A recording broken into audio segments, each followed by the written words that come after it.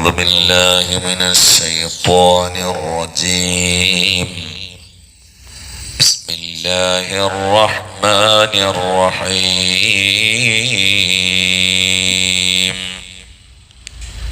فبأي آلاء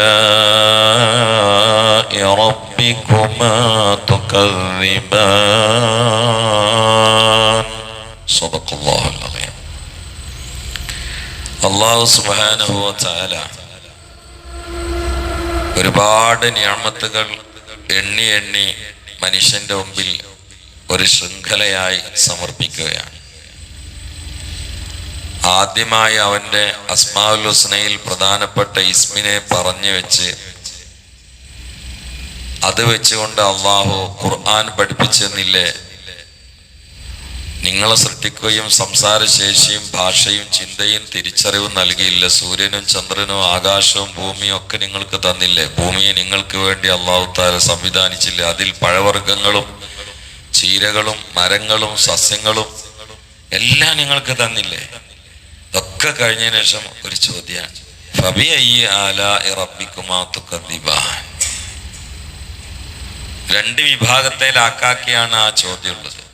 റബ്ബിക്കുമാ, എന്നിട്ടും നിങ്ങളുടെ രണ്ട് വിഭാഗത്തിന്റെയും റബ്ബിന്റെ നിഅമത്തുകൾ നിങ്ങൾ എങ്ങനെയാണ് നിഷേധിക്കുന്നത്? അത്ഭുതം കൂറി ചോദിക്കുകയാണ്. നിങ്ങൾക്ക് എങ്ങനെ നിഷേധിക്കാൻ പറ്റണേന്ന്? ആ ഭയങ്കര ചോദ്യമാണ്. അതിങ്ങനെ എണ്ണി എണ്ണി നിയമത്തുകൾ ഇങ്ങനെ പറഞ്ഞിട്ട് അല്ലാഹു തആല ഇടയ്ക്ക് ഒരൊറ്റ ചോദ്യമാണ് ചോദിക്കുമ്പോൾ വല്ലാത്തൊരു ചോദ്യമാണ്. വാപ്പാരുമാരും കുട്ടികളെ അടുത്ത് കളിച്ചിട്ട് ഇങ്ങനെ ചോദിക്കും, എനിക്ക് അത് തന്നില്ലടാ അത് തന്നില്ലടാ, മിഞ്ഞാന്ന് ചോദിച്ചപ്പോ ഞാൻ തന്നില്ല, ഇതുവരെ എന്നോട് ചോദിച്ചത് എനിക്ക് തരായിരുന്നു, കാരണം എനിക്ക് വേണ്ടിയിട്ടല്ലേ ഞാൻ അങ്ങോട്ട് പോയത്, ഇത്ര കഷ്ടപ്പെട്ട്, എന്നിട്ട് ഈ എന്നോട് ഈ പണി ചെയ്തില്ലേ എന്നാണ് ചോദിക്കുമ്പോ ആ വർത്താനം ഉണ്ടല്ലോ, അതൊരു ഒന്നൊന്നര വാക്കാണ്. എന്നിട്ട് എങ്ങനെ നിങ്ങൾക്ക് നിഷേധിക്കാൻ പറ്റണേന്ന്? അതാണ് അള്ളാഹുവിന്റെ റസൂൽ സല്ലല്ലാഹു അലൈഹി വസല്ലം ഈ സൂറത്ത് ഇങ്ങനെ ഓതുന്ന സമയത്ത് സഹാബാക്കൾ എല്ലാം കേട്ടു, അവരുടെ ഭാഗത്തുനിന്ന് പ്രതികരണം ഉണ്ടായില്ല. അവര് പക്ഷേ ഹബീബിന്റെ സംസാരം ആഴത്തിൽ കേട്ടതിൽ ലയിച്ചുകൊണ്ടായിരിക്കാം. എന്നാലും ഒരു പ്രഭാഷകൻ അല്ലെങ്കിൽ ഒരു ഉദ്ബോധകൻ അല്ലെങ്കിൽ ഒരു അധ്യാപകൻ അവരിങ്ങനെ സംസാരിക്കുമ്പോൾ ഒരു ആവേശപ്രകടനം മുഖത്തുനിന്നുണ്ടെങ്കിലല്ലേ ആ ഇൽമിലേക്ക് ഇറങ്ങിയെന്ന് തോന്നുള്ളൂ. അപ്പൊ നബി സല്ലല്ലാഹു അലൈഹി വസല്ലം ഇവരുടെ ഭാഗത്ത് കാര്യമായി ഒരു പ്രതികരണം ഇല്ലാതായപ്പോ നബി സല്ലല്ലാഹു അലൈഹി വസല്ലം തുറന്നു, എന്താ നിങ്ങൾക്ക് പറ്റിയത്? ഞാൻ ഈ സൂറത്ത് ജിന്ന് വിഭാഗത്തിന് ദർശെടുത്ത സമയത്ത് അവരെ ഇടയ്ക്കിടയ്ക്ക് ആവേശം തള്ളിയിരുന്നു, എന്നിട്ട് അവര് പറഞ്ഞിരുന്നു ഫബിഅയ്യി ആലാഇ റബ്ബിക്കുമാ തുകദ്ദിബാൻ. നീ അങ്ങനെ ഓതുമ്പോ അവരെ നീച്ചെന്നിട്ട് ഉറക്ക അനിയന്ത്രിതമായി പറയും, ലാ യാ റബ്ബ് ലാ നുകദ്ദിബു ബിശൈഇൻ മിൻ നിഅമതിക ലക്കൽ ഹംദ്. പടച്ചോനെ, നിന്റെ നിഅമത്തിൽ ഒന്നും ഞങ്ങൾ നിഷേധിക്കണില്ല, എനിക്കാണ് എല്ലാ സ്തുതിയും എന്ന് അവര് പറയായിരുന്നു. നിങ്ങൾക്ക് എന്താ ഒരു ഓളം തള്ളലൊന്നും ഇല്ലാത്തത് എന്ന് ചോദിച്ചു അവരോട് മഹാനരായ നബി സല്ലല്ലാഹു അലൈഹി വസല്ലം. അപ്പൊ എങ്ങനെ ഇപ്പൊ നിഷേധം മൂന്ന് നിലയിലുണ്ട്. ഒന്ന് ഇതിന്റെ ബാക്കിലൊന്നും ഒരാളില്ല എന്ന് പറയാം, മുൽഹിദിന്റെ നിഷേധം. ഇതൊക്കെ ചെയ്തെന്നിട്ട് വരാ ഇത് വെറുതെ ഇവിടെ ഉണ്ടായതാണ്, അതിനേക്കാളും വലിയ നിഷേധം ഉണ്ടോ? ഒരു മനുഷ്യന്റെ ജീവിതത്തിന് അത്യാവശ്യമായ വായു, വെള്ളം, വെളിച്ചം ഇതൊക്കെ ഇവിടെ ഇല്ലേ? നമ്മളിപ്പോ പുറനാട്ടൊക്കെ പ്രത്യേകിച്ച് ഈ ചൂട് സമയത്ത് പോകുമ്പോ എല്ലാരും വണ്ടിയിൽ വെള്ളം കരുതും ഇല്ലേ? വെള്ളം കരുതല്ലേ? അല്ലെങ്കിൽ കരുതണം.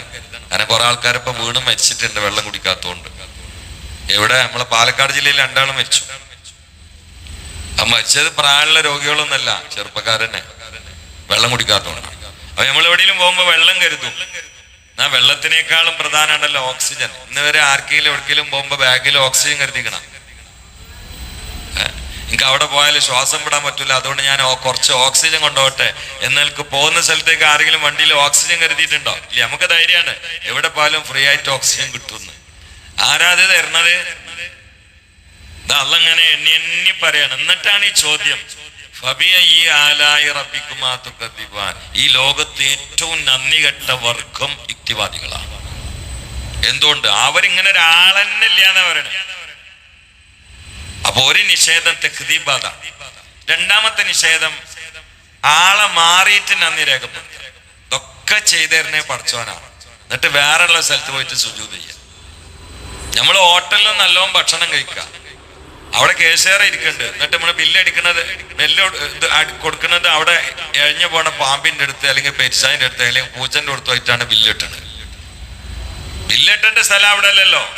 പൂച്ച അവിടെ ഉണ്ടാവും, പെരിച്ചായ അവിടെ ഉണ്ടാവും, പാമ്പുകൾ അവിടെ ഉണ്ടാവും. അവിടെ പോയിട്ടാണ് ഒതുന്നതിന്റെ പൈസ കൊടുക്കുക. അത് ഈ കസേരയിൽ ഇരിക്കുന്ന ആളെടുത്തല്ലേ കൊടുക്കണ്ടേ? ഇതൊക്കെ ചെയ്തെന്നിട്ട് നമ്മള് അതിൻ്റെതായ ശുക്ർ ചെയ്യുന്നത് വേറെ ആളുകൾ വേറെയുള്ള സ്ഥലത്ത് പോയിട്ട് സുജൂദ് ചെയ്യുക, അള്ളാഹിലേക്ക് വേറെ ഉള്ളതിന് പങ്കു ചേർക്കുക.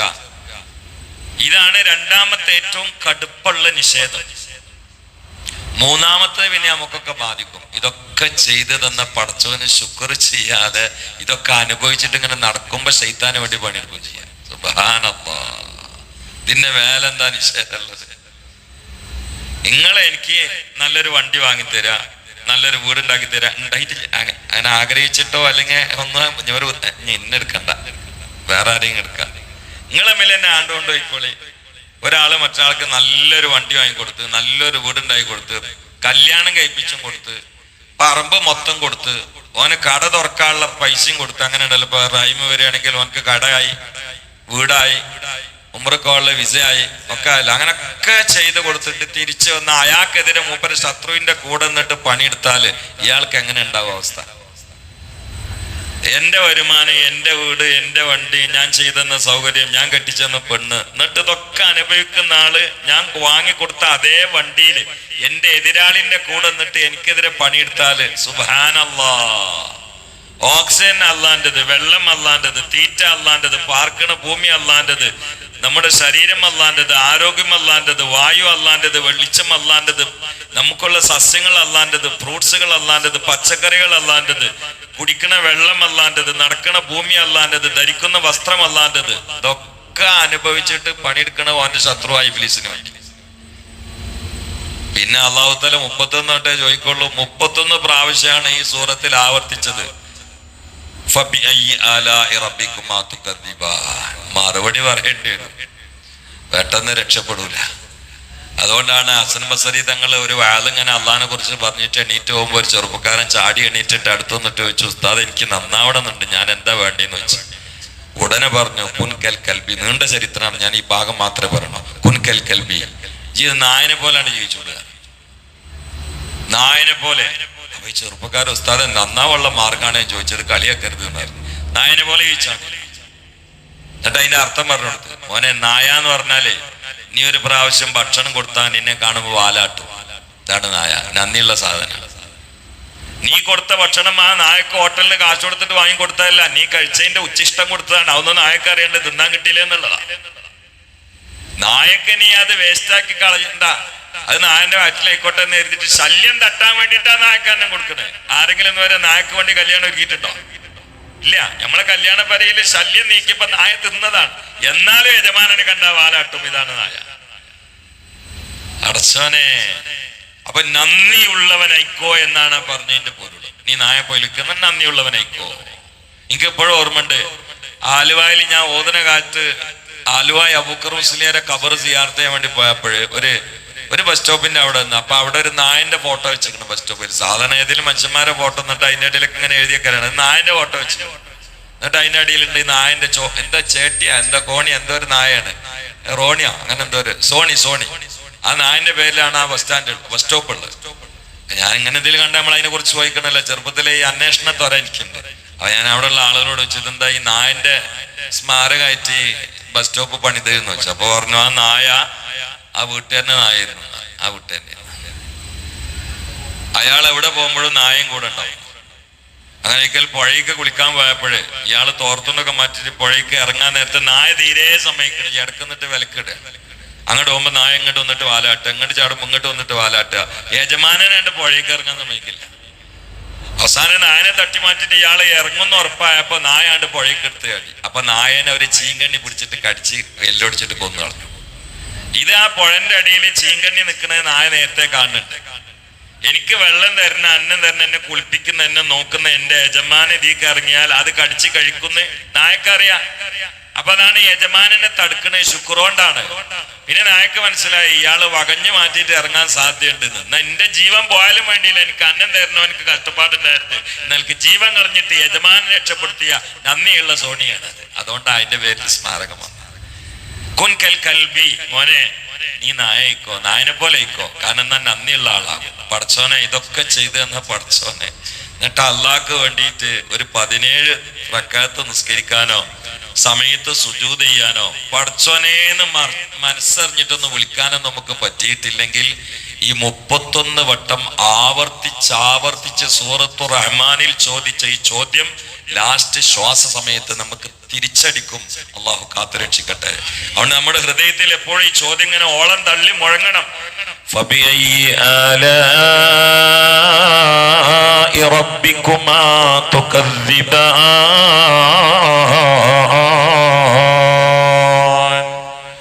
ഇതിന്റെ സാരം ഉൾക്കൊണ്ട് അതിന്റെ പ്രകാശധാരയിൽ ജീവിതം ക്രമപ്പെടുത്താൻ പടച്ചോൻ തൗഫീഖ് ചെയ്യട്ടെ. സല്ലല്ലാഹു അലാ മുഹമ്മദ് സല്ലല്ലാഹു അലൈഹി വസല്ലം. സല്ലല്ലാഹു അലാ മുഹമ്മദ് സല്ലല്ലാഹു അലൈഹി വസല്ലം. അല്ലാഹുമ്മ സല്ലി അലാ മുഹമ്മദ് യാ റബ്ബി സല്ലി അലൈഹി വസല്ലം. അൽഹംദുലില്ലാഹി റബ്ബിൽ ആലമീൻ. അല്ലാഹുമ്മ സല്ലി അലാ സയ്യിദിനാ മുഹമ്മദിൻ വഅലാ ആലി സയ്യിദിനാ മൗലാനാ മുഹമ്മദ്. നമ്മുടെ ക്ലാസ്സിലെ പ്രായം കൊണ്ട് ഒരുപാട് മുന്നിലാണെങ്കിലും വിദ്യാർത്ഥിയെ പോലെ വന്നിരിക്കുന്ന മൂപ്പരിന്ന് ഖത്തർക്ക് പോയി. എന്താ പേര്? ഇനീഷ് അല്ല ഇവിടെ ഇരിക്കണം. അദ്ദേഹം ഖത്തർക്ക് പോയിട്ടുണ്ട്, ദ്വാരക്കാൻ പറഞ്ഞിട്ടുണ്ട്. അത് അവിടെ നിന്ന് ക്ലാസ്സിന് ഇരിക്കാനേ വേം പോയി. അള്ളാഹു തആല യാത്ര സന്തോഷം അള്ളാഹു യാത്ര സന്തോഷത്തിലായി കൊടുക്കട്ടെ. എന്നും മരണാണല്ലോ പോലെ, ഇന്നലെയും മരണം, മിഞ്ഞാന്നും മരണം. ഏതായാലും അള്ളാഹു തആല പെടുന്നതിനുള്ള മരണങ്ങളിൽ നിന്നൊക്കെ നമ്മളൊക്കെ കാത്തുരക്ഷിക്കട്ടെ. ഇന്ന് മരിച്ചവരുടെ ഖബർ അള്ളാഹു സന്തോഷത്തിലായി കൊടുക്കട്ടെ. കഴിഞ്ഞ ദിവസങ്ങൾ മരിച്ചവരുടെയും ഖബർ അള്ളാഹു സന്തോഷത്തിലായി കൊടുക്കട്ടെ. അള്ളാഹു സുബ്ഹാനഹു വ തആല പറഞ്ഞോ കേട്ടൊക്കെ കബൂലാക്കട്ടെ. അള്ളാഹു സാസിലെ രോഗികളുണ്ട്, അള്ളാഹു സലാമത്താക്കട്ടെ. നിരപരാധിയായി ഒരു കേസിൽപ്പെട്ട് കൊടുത്ത ലക്ഷങ്ങളൊന്നും വകവെക്കാതെ പിന്നെയും പിന്നാലെ കൂടി പിന്നെയും പണം പിഴിയാൻ വേണ്ടി ഒരാള്, നമ്മുടെ കൂട്ടത്തിൽപ്പെട്ട ഒരാളെ പ്രയാസപ്പെടുത്തുന്നുണ്ട്. അള്ളാഹു അദ്ദേഹത്തിന്റെ കൽബിൽ നല്ല ചിന്ത തോന്നിപ്പിച്ചു കൊടുക്കട്ടെ. ഹൈറായ രൂപത്തിൽ അള്ളാഹു തആല പരിഹരിച്ചു കൊടുക്കട്ടെ.